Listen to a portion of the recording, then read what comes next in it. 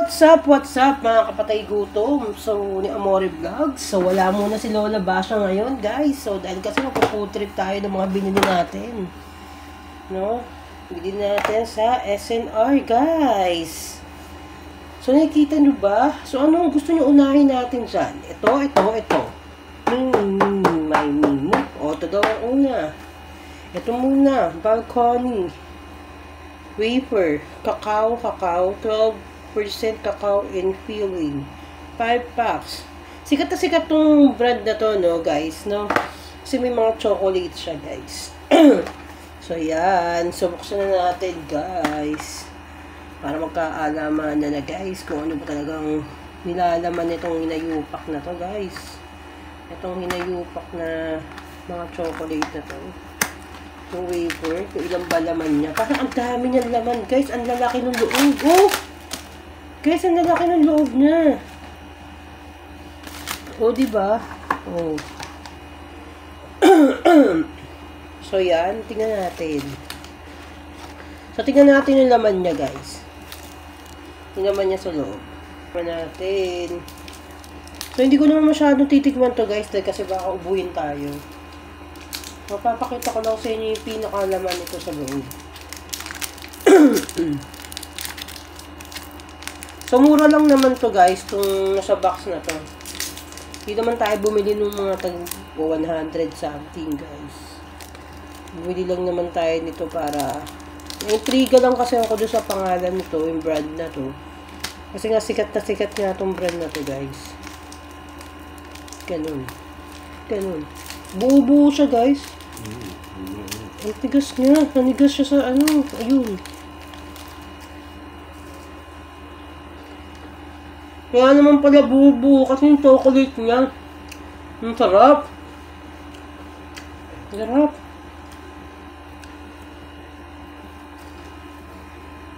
Guys, ang sarap. Yung biro. Kasi lasa mo yung pinaka-chocolate. Kaya pala mabenta to. Yung Balcony yung brand niya. Ayan, guys, oh. Yan yung chocolate niya doon sa ano niya, yung pinaka-wafer niya. Ayan, o. Punta niyo ba? Sarap siya, guys. Walang duda. Sarap siya. Yan. So, yun yung next naman natin, guys. Yung pangalawa naman. So, itabi muna natin to, guys. Pangmalakasan na to. Itabi muna natin. So, ayan lang natin siya na doon sa box. Kasi maganda yung box niya. Sayang, di ba? So, ayan muna natin. So, ito naman ang next natin. Itong ating, hindi ko mabasa kung ano siya. Sweet onion. 12 pieces to yung laman niya sa loob. Tikman mo mga sarap. Yan. 12 pieces naman yung laman niya. Doon sa loob nito, guys. Yan. Non-frying. O, tapos, ang ganda ng packaging niya, guys, kasi yung pinaka-na-attract ako doon sa pinaka-box niya, guys. Bukod sa mahilig tayo sa mga onions, yun naman, yung nasa box. Ang ganda ng packaging niya, guys. O, tingnan nyo. Made in Korea ata to, guys. Sinsulat pa lang kasi. Sweet onion daw. Ayan, o. Tapos yung picture, guys, o, nagpipiknik pa sila mag-asawa, diba? Binaon nila at nagpiknik sila. Ang saya ng buhay nila.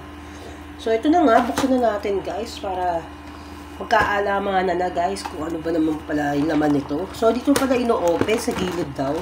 Meron siyang, ano, yan, meron siyang, ano, guys, yan. Ganyan pala, easy to open pala siya, guys. Grabe. Iba talaga yung mga utak ng mga Korea. O, yan nga. Ayan yung laman niya, guys. Maliliit din siya. O, diba? Yan, o, may ganyan siya, guys. O, diba? Mga Koreano talaga, grabe. Oh, may dumukot na, guys, na PG dito sa gilid ko. Ayaw tumulong na pag-video. Tapos kung makadukot, wagas. So, ayun na nga, guys. Ayun, nakikita nyo. So, 12 pieces siya. So, ninakaw na yung isa. So, ito, mabuwasan natin. So, 10 na lang siya. So, yan, tingnan natin yung pinakaloob niya. So, ayan. Ganyan lang siya, guys. Yung loob niya. Para pala siyang biscuit lang. Sarap na. Masarap na, guys. Guys, hindi ako nagkamali sa pagpili ko dito. Ang sarap niya. Non-frying siya. Binake lang siya to. Maliliit ano. Ang sarap, guys. Pringles. Maliliit siya. Nasalasa mo talaga yung onion. No? Sarap. Nakaka-enjoy siyang kainin niya. Masarap siya. Hindi siya messy. Kasi buo. Ang sarap niya, guys. Kasi bumili kayo sa SNL nito. Ang sarap. Pagbalik ko doon, bibili pa ako nito. Parang may iba't iba pa silang flavor, guys, yung nakita ko doon. So, ito lang kasi mahilig tayo sa onion. Kaya manonood kayo na ano. Ha? Kaya manonood kayo movie sa... Tapos hindi ba siya makalat? Di ba nakalagay siya na ganito? Diba? Kasi naka-Pringles kayo. Diba? Ang sarap! Diba? Sweet onion. Ang sarap ng mga chichirya ng Korean, no? Guys, oh. Ang ganda pa nung box niya, talagang, ano, diba? Talagang attract ng mga customer na gustong bumili. Sina-attract ako talaga doon sa box niya, guys, kasi ang ganda nung box niya. Diba? Tapos, wala naman siya 100, wala siya sa 200 pesos. Mura lang yan, eh. Mura lang to. Pero hindi naman ako bibili ng 200 plus, guys. Kasi mga yan, pag bumibili ako ng ganyan, mura lang, less than 200 yan. Wala akong bumibili ng mahal. Yup. Panalo, ga. Ang sarap niya. Takang yung isa, dakot lang ang dukot, no? Bigyan natin yan. Ang sarap niya. Masarap niya, sausaw natin doon sa cheese, no? Yeah. Pero huwag na kasi may lasa na siya. Kasi lasa mo talaga yung onion, nasarap. Kahit potato.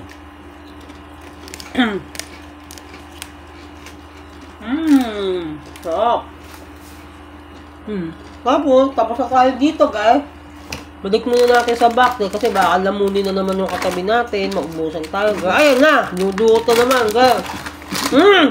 So, nakakataklo na agad, bunga nga talaga, grabe. Dragon talaga yung bunga nga yung katabi ko dito, boy. So, ayan yan. So, ayan, di ba? So, tapos, dito naman tayo sa pangatlo, guys. Ito naman tayo sa pangatlo. So, ito naman yung Cocoa Almond Teas with Chocolate Chunks. Parang masarap to sa kape, guys. Yung datingan nito. Yan. So, ang dami niyang paliwanag, guys. Di natin mabasa. Dahil kasi parang kakaiba yung kanyang lengguwahe dito. Elmulgor. Ayun ko, guys. Parang ang hirap i-pronounce. Dahil kasi kakaiba yung mga salita. So, huwag natin pilit sa sarili natin. So, hindi ko alam kung saang bansa galing to. Italy ba to? Germany? Belgian, eh. Ano yung Belgian? Italy? Belgium, di ba? Belgian. So, ito, hayaan na natin sila, guys. Kung wag na tayo nilang pag-isipin pa, guys. Ang sakit sa ulo, ang sakit sa bangs nun. Kahit wala akong bangs, guys, sumasakit ang bangs ko sa kanila. Sa mga Belgian, chuchu-menali na yan, guys. So, ayan na nga, inopen na natin. So, inom muna tayo ng tubig. Belgian waffles. Ha?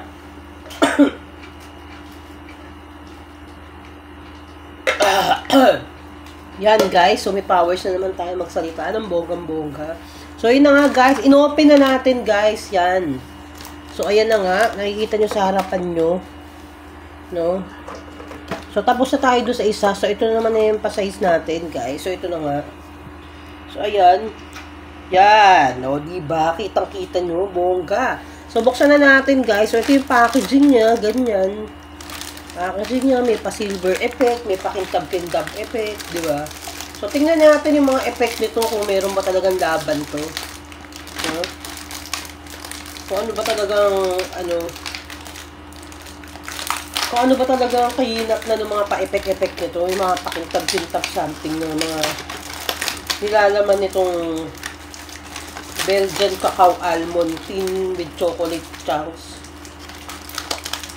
Ang hirap buksan, guys. Pinahirap. Ayan! Pucha, ano nangyari? Yan lang daw, guys. Naku.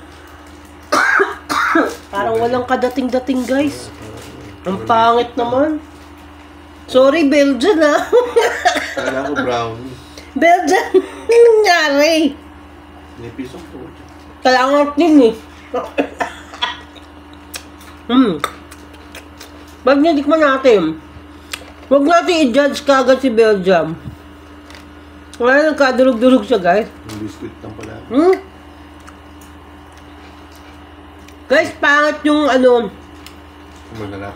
Oo, masarap. Pangit yung tsura niya, pero guys, may laban yung pagka-chocolate niya. Kasi lahat ng gawa talaga ng chocolate ng Belgian, yung mga ganyan, Belgian, chuchu, talagang subok na talaga, guys, sa sarap ng paggagawa nila ng mga chocolates, guys.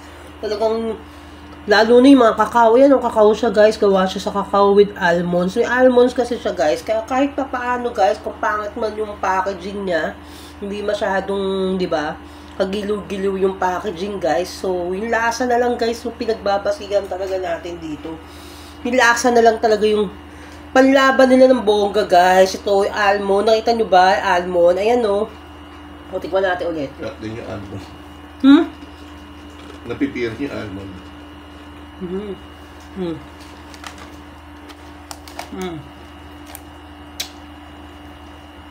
Guys, masarap naman siya, guys.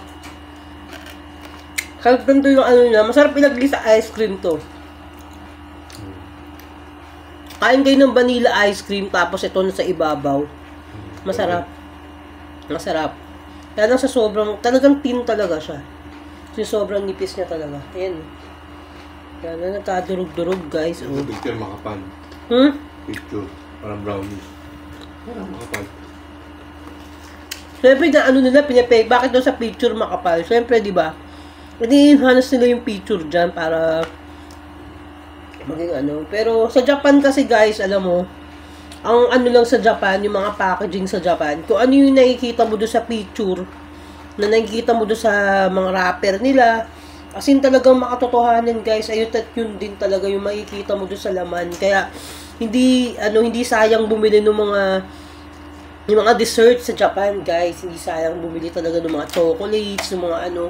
As in talagang worth it talaga yung pera talaga na pambibili mo doon kahit pricey, no? Talagang, pero meron din namang ibang hindi naman ganun ka-pricey pero masarap talaga, guys. No, wala pa akong nakain na tsokolate, ice cream, cake sa Japan na hindi masarap, guys, na product nila. Ultimo yung mga prutas nga doon, kahit ang mamahal ng prutas, yung mga pakwan nila doon kulay dilaw. Guys, ang sarap ng pakwan sa Japan, no? Sobrang sarap ng pakwan, kaya lang ang mahal. Hindi lang muna natin kakagagdag, tikman muna natin ito. Masarap din naman siya. Hayaan na natin gantong kaboring ng kanyang Igual itsura. gantong kaboring yung ano niya. Parang walang kakain. Hindi kasi, guys, na ano lang ako kasi bago siya sa paningin ko doon. Kasi yung mga pambenta kasi sa SNR, guys, kabisado ko na yung iba. So, may mga bago, yun yung binibili natin. Kaya nire-review natin. Kaya nalalaman nyo kung masarap siya o hindi. Parang siyang brownie sa lempot-lempot. Wala, kamus na, guys. So, lahat na, guys, na-review na natin, guys. No? So, ngayon, bibigyan naman natin siya ng ano, guys, kung ano yung masarap dito sa lahat ng mga kanain natin. So, yung Volcani wafer, cacao, masarap din siya, guys, kasi nga, solid nga, guys, yung chocolate niya. Ayan, no? Oh, yung chocolate niya, solid yung chocolate nito. Ang sarap ng tsokolate nito, guys. So, sulit din to, guys. Yan, no? Makapal siya, guys. Sulit yan, no? Oh, diba? Ang ganda.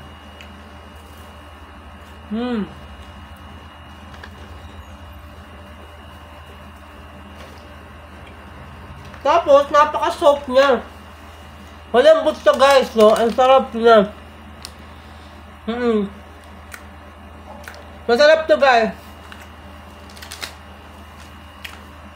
Bibigay natin dito. Masarap talaga ng gawang Italy talaga, no? Ibang klase talaga. So, bibigay natin, rate dito sa ating Volconi. Napakasarap. Bibigyan ko siya, guys, ng 10. So, 10 na mabibigay natin dito, guys. Kasi, maganda yung packaging niya. Masarap yung lasa niya. As in, masarap. No, guys?